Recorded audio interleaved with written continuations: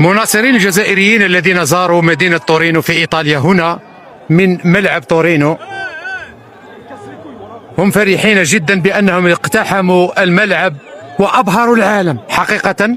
الجزائريين وخاصة هذا الحمار كان من يقودهم أبهروا إيطاليين، خاصة إيطاليا. كل كلامهم اليوم عن الجزائريين في مدينة تورينو استاد جوفنتوس.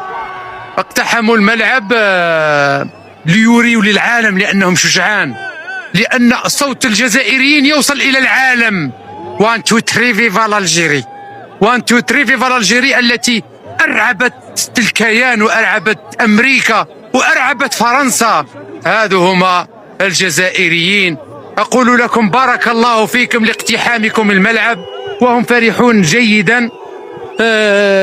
ألقي الكلمة الأخيرة قبل أن تعود إلى الجزائر، ما رأيك؟ تكلم. الله غالب، إنه تعب جدا بسبب أنه اقتحم الملعب.